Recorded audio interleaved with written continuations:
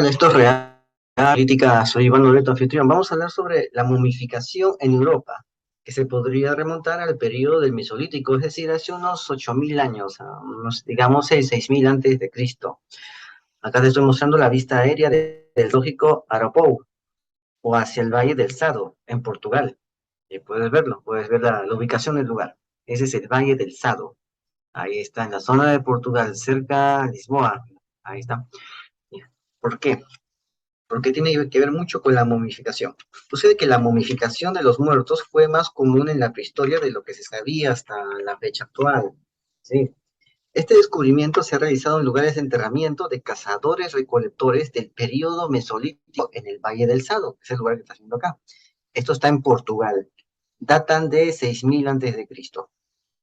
Aquí presentan nuevas evidencias de tratamientos previos de cadáveres, tal como la desecación mediante momificación, algo que no se había visto antes durante el Mesolítico europeo. Porque, bueno, sucede que hasta el presente los casos más antiguos de momificación intencional se conocían de los cazadores recolectores de la cultura chinchorro, o sea, de que hacían la momificación de modo intencional, era parte de, una, de una práctica ritual. Han encontrado también otros cadáveres de épocas muy antiguas que están momificadas, pero están momificadas porque murieron imprevistamente y quedaron en la intemperie. Y el clima, los fenómenos naturales, todo eso se encargó de preservarlos, ¿no? De un modo pues no previsto por el hombre, porque murieron así imprevistamente, y murieron así en la intemperie. Entonces ahí se momificaron. Pero aquí estamos hablando de una modificación intencional, hecha como un proceso, como una parte de un proceso de una práctica ritual funeraria. Y acá vemos a un chinchorro, ¿sí? Esto es una modificación intencional. Es un cazador-recolector de la época de la cultura chinchorro que vivía en la región costera del desierto de Atacama, en el norte de Chile, con ejemplos de cuerpos momificados, bueno, enterrados en basureros de conchas de hace unos 7.000 años, que aún conservan tejido blando. Entonces, ahí está la modificación. Bueno, sin embargo, la mayoría de las momias supervivientes en todo el mundo son más recientes, con una antigüedad de entre unos pocos cientos y 4.000 años. Está muy, muy antiguo, es raro de ver. Acá está. Esta es una momia de la cultura chinchorro. Además de la técnica empleada, la geografía árida en la que estuvo emplazada esta cultura constituyó un factor muy importante en la conservación de las momias. Sucede que la momificación en la prehistoria es un tema desafiante, dado que es difícil detectar si un cuerpo se ha conservado mediante la momificación cuando el tejido blando ya no es visible. El tejido blando, o sea, la carne, la grasa, ¿no? Ya no es visible. Una dificultad adicional es la falta de informes escritos para estos primeros periodos. A diferencia de los huesos, es raro encontrar tejido blando en los yacimientos arqueológicos, debido a problemas de preservación. Y sin él, es difícil reconocer si los restos se conservaron poco después de la muerte. Entonces, recién ahí se puede dar uno cuenta si hay práctica ritual, ¿no? Aparte, ¿no? Sí. Aparte, ¿no? También se puede saber por la práctica ritual, por lo que estás viendo acá, ¿no? Que el cuerpo está adornado, ¿no? Está acomodado con algunas fibras de plantas que lo están cubriendo, ¿no? Entonces ahí te puedes dar cuenta que es una práctica ritual. O si no, la máscara mortuoria que el cuerpo tiene, que la cara tiene, ¿no? Tiene una máscara mortuoria encima, ¿no? Ahí te das cuenta que hay una práctica ritual. Bueno, entonces sucede que en los climas templados y húmedos es complicado, como en la mayor parte de Europa, que es así, es húmedo, ¿no? Es clima templado, clima húmedo, es complicado porque ahí los tejidos blandos y los posibles vendajes no sobreviven en los enclaves arqueológicos. ¿Sí? Los vendajes que se le colocan y los tejidos blandos sobreviven. Pues es más complicado poder determinar esa momificación ritual. Pero sucede que mediante utilización de fotografías recientemente descubiertas de los restos óseos de 13 individuos excavados en la década de 1960, ojo, de 1960, recuerda, la investigación demora décadas muchas veces en terminarse, o simplemente sacan muestras que tienen décadas de haberse descubierto. Es normal, que eso pase. Entonces, con estos individuos, 13, encontrados en 1960 en los basureros de conchas mesolíticos del Valle del Sado, en Portugal, un equipo de investigadores ha reconstruido posiciones en las que fueron enterrados los cuerpos, brindando una oportunidad única para saber más sobre los rituales mortuorios ocurridos hace 8.000 años. Aquí también hay un conchal en Santa Rosa, si la playa de Santa Rosa, atrás de Ancón. Ahí hay un conchal, pero no sé si habrá cuerpos, solamente hay una placa enorme, de esas placas en azul, esos hitos, esos hitos en azul del ministerio diciendo que esa es una zona arqueológica, ¿no? Pero no se sabe si habrá abajo, pues, cuerpos. Solamente se ve el conchal, el cerro enorme de conchitas blancas, de productos marinos. Solamente se ve eso, ¿no? Pero sucede que aquí en el Valle del Sado hay un conchal y abajo hay cuerpos. La pregunta es, ¿habrá cuerpos allí en esa zona de Lima, en Santa Rosa? ¿Algún arqueólogo se habrá dado cuenta, habrá tenido la duda? Algo. Bueno, bueno, ya sabemos pues que hay un hito, una especie de lanzón de piedra en Ancón, ¿no? La necrópolis, ahí tirado en la necrópolis, y nadie del museo lo saca, ¿no? Y lo coloca en la vitrina. Bueno, así están las cosas por acá, por acá. Bueno, pero regresemos a Portugal. El estudio combinó enfoque de arqueotanatología, es decir, arqueología de los muertos, con experimentos de descomposición humana. La arqueotanatología es un enfoque utilizado para documentar restos humanos en sitios arqueológicos, lo cual combina las observaciones del espacio de los huesos, de la distribución espacial de los huesos en la tumba, con conocimientos sobre cómo se descompone el cuerpo humano después de la muerte. Posteriormente, los arqueólogos pueden reconstruir cómo se manejó el cadáver, ¿sí? Cómo se manejó el cadáver después de la muerte y cómo se le enterró, incluso si han pasado varios milenios. En este estudio, la arqueotanatología también se ha basado en los resultados de experimentos de descomposición humana con momificación y entierro. Con base en los resultados de los experimentos llevados a cabo, se podría proponer una firma observable para una momia que combine varios aspectos. Uno, tenemos la hiperflexión de las extremidades, como estás viendo acá. ¿Ves? Hay una hiperflexión de las extremidades. Una ausencia de desarticulación en las partes significativas del esqueleto, o sea, no están separados, no está tirado, no está separado la pierna de la rodilla, ¿no? Y los brazos, el antebrazo, no están separados. No, acá puedes ver que no están separados, sino que está continuo el hueso, está articulado. Acá lo puedes ver, ¿no? Está articulado, o sea, hay una ausencia entonces de desarticulación de partes significativas del esqueleto, ¿no? O sea, están todavía articuladas las partes del esqueleto acá. Y un rápido relleno de sedimentos alrededor de los huesos. ¿Sí? Ahí como lo estoy viendo acá. Bueno, eso es lo que están viendo los científicos, ¿no? Y en eso están podido entender más aspectos sobre la momificación. Todos estos aspectos estaban claramente presentes en al menos uno de los entierros observados en el estudio. El análisis mostró que algunos de los cuerpos fueron enterrados en posiciones extremadamente flexionadas, con las piernas dobladas a la altura de las rodillas y colocadas frente al tórax.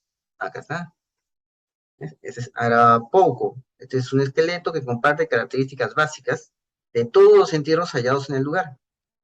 Fue colocado en posición hiperflexionada, que en combinación con la falta de movimiento de los huesos, sugiere que el cuerpo fue preparado y desecado antes de su entierro. O sea, hubo una especie de morgue paleolítica, ¿no? Una morgue de la antigüedad, la época mesolítica, cuando ya el paleolítico estaba terminando, entre paleolítico y el neolítico, hubo una gente especializada en la morgue, que de repente eran los chamanes, los sacerdotes, ¿no? los que servían de nexo entre los vivos y los muertos. Ellos eran los que hacían este entierro, ¿no? Hacían estas prácticas. O de repente eran los mismos deudos los que lo hacían. Pero por eso necesitan un conocimiento previo que les ha transmitido alguien. Sucede que durante la descomposición, los huesos generalmente se desarticulan en las zonas más débiles, como los pies. Pero en los casos que estamos viendo acá, tales articulaciones se mantuvieron. Los investigadores proponen que este patrón de hiperflexión y la falta de desarticulación podría explicarse si el cuerpo no fue colocado en la tumba con un cadáver fresco, como un cadáver fresco, sino en un estado desecado, es decir, con un cadáver momificado. Es decir, primero desecaban el cadáver, ¿no? Lo desecaban, le quitaban su humedad y después lo enterraban. La desecación no solo mantiene algunas de esas articulaciones débiles, sino que también permite una fuerte flexión del cuerpo, ya que el rango de movimientos aumenta cuando el volumen de tejido blando es menor, ¿no? Ahí está. El rango de movimientos aumenta cuando hay menos tejido blando. Lo desecan para que haya menos tejido blando y el rango de movimientos aumenta. Hacer más flexiones con ese cuerpo, pueden trabajar mejor con ese cadáver. Cuando está desecado es más fácil de enterrar en la forma que ellos quieren. Es más fácil de enterrarlo en esas formas, en las formas que estamos viendo acá. Es más fácil de enterrarlo así, cuando está desecado, ¿no? Así flexionado, ¿ya? Eso se hace cuando el cuerpo está desecado. Es más fácil. Bueno, acá lo tienes. Debido a que los cuerpos fueron desecados antes del entierro, hay muy poco o ningún sedimento presente en los huesos, ¿ya? Y las articulaciones se mantienen mediante el relleno continuo del suelo circundante que sostiene los huesos y evita el colapso de las articulaciones, ¿sí? Pues ahí, las articulaciones se mantienen ahí gracias al relleno, ¿no? Del suelo, una vez que lo entierran. Entonces no colapsan y se queda ahí eh, congelado en el tiempo, en esa flexión. Los investigadores sugieren que los patrones observados podrían ser producto de un proceso de momificación natural guiado. ¿No? O sea, saben que de todas maneras se va a momificar el cuerpo, se va a desecar, entonces los chamanes de ese tiempo apoyaban ese proceso en el cadáver, ¿no? Hacían que el proceso se mantenga hasta que cuando esté en su punto, en su momento especial, ya empezaban a hacer a colocarlo en esta forma, como estás viendo acá, ¿ya? En esta forma, flexionado, ¿no? Flexionado, con las rodillas flexionadas y los brazos así encogidos, ¿no? Como imitando un feto. Ahí está, ahí lo ves. La manipulación del cuerpo durante la momificación habría tenido lugar durante un periodo prolongado de tiempo, durante el cual el cadáver se desecaba gradualmente para mantener su integridad corporal, y al mismo tiempo se contraía, atándolo con cuerdas o vendajes para comprimirlo en la posición deseada. Una vez finalizado el proceso, el cuerpo habría sido más fácil de transportar al estar más contraído y significativamente más ligero que el cadáver fresco, y garantizar que fuera enterrado conservando su apariencia e integridad anatómica. Es para eso, ¿no? Para mantener lo más posible la integridad anatómica del cuerpo y así poderlo, poderlo catapultar sin menores complicaciones hacia la otra vida, ya entero, ¿no? En vez de que el cuerpo se desintegre, ¿no? El cuerpo se desintegra, ya no puede ir a la otra vida, ¿no? Entonces tenía que conservarse el cuerpo lo más posible para que pueda hacer el gran viaje. Entonces hacían toda esta técnica. ¿No? Acá lo vemos, ¿no? Esta es una reducción del volumen de tejidos blandos durante un proceso de momificación natural guiada, ¿no? O sea, es una modificación natural y guiada. O sea, se hace naturalmente. ¿Por qué? Porque parece que no se le colocan cosas como hacían los egipcios, ¿no? De Froom, ¿no? O sea, no se les coloca así sustancias, ¿no? O sea, no se hace un laboratorio con ellos. No se les coloca como si fuera un laboratorio y hay que ensayar ahí, ¿no? Con sustancias. No se hace eso, sino que se permite que el cuerpo siga su curso natural y se monitorea ese proceso. Esta es la modificación natural guiada, ¿no? Acá tenemos el cuerpo completamente carnoso el día 1 del experimento, colocado lo más fuertemente flexionado posible, usando vendajes para mantener la posición del mismo, ¿no? Este experimento, pues, lo hicieron unos investigadores, ¿no? Unos investigadores de la Universidad de Lisboa, ahí está, de la Universidad de Uppsala y de la Universidad de Suecia. Ellos se juntaron e hicieron ese experimento que está haciendo acá. Bueno, medio macabro, ¿no? Pero por la ciencia. Acá tienes el experimento, acá está. Ahí puedes ver el cuerpo completamente carnoso, el día 1, Está colocado lo más fuertemente flexionado posible, usando vendajes para mantener la posición del mismo. ¿Ves? Es esta posición que estás viendo acá. Ahí está, es la posición. Aquí en las fotos que se ha encontrado en esta necrópolis, ¿no? De estos seres de la edad de piedra, ¿no? Ahí está. Para que quiero que lo relaciones con esta foto de acá, que es el experimento que hicieron los científicos. Entonces, allí está el cuerpo flexionado, posiblemente usando vendajes para mantener la posición del mismo, ¿no? Por eso eran los vendajes, para mantener el cuerpo en un solo sitio, para que no se desparrame. Una vez que los tejidos blandos entraban en lisis, en necropsia, ¿no? En etapa necrótica. Bueno, ahí al centro tienes la reducción del volumen corporal y aumento de la flexión del cuerpo después de 3 semanas, debido a que los tejidos blandos se desecan. Y ahí ves el tensado repetido de los vendajes. Ahí están los vendajes. Ahí ya modifican el tensado, el vendaje. Cada vez le dan más forma, ¿te das cuenta? Ahí está. ¿Ves? Así, le están dando forma al cuerpo. O sea, es una especie de morgue de la edad de piedra. Bueno, vamos a ver, a la derecha ya el producto ya terminado. El volumen corporal reducido aún más después de 7 meses, debido a la desecación continua de los tejidos blandos. Los vendajes no se apretaron más después de 3 semanas. O sea, a las 3 semanas ya no había más que apretar aquí en los vendajes, ya no había más que apretar, ¿no? Pero si te das cuenta, poco a poco tienen que estar apretando hasta que se llegue a este estado, ¿no? Poco a poco tienen que estar apretando. Se deseca, mientras más se deseca, más aprietan y obtienen esa forma en la cual estamos viendo estos enterramientos que hay acá. ¿Ves? Si la momificación en Europa era más antigua de lo que se sabía anteriormente, surge una variedad de ideas relacionadas con las prácticas funerarias y las comunidades mesolíticas, incluido una preocupación central por mantener la integridad del cuerpo y su transformación física de un simple cadáver en una momia conservada. Estas prácticas también subrayarían la importancia de los lugares de enterramiento, así como la de llevar a los muertos a dichos lugares de una manera que contuvieran y protegieran los cuerpos, siguiendo principios que estaban ya regulados culturalmente en el Portugal mesolítico de hace 8.000 años. ¿Ves? 8.000 años.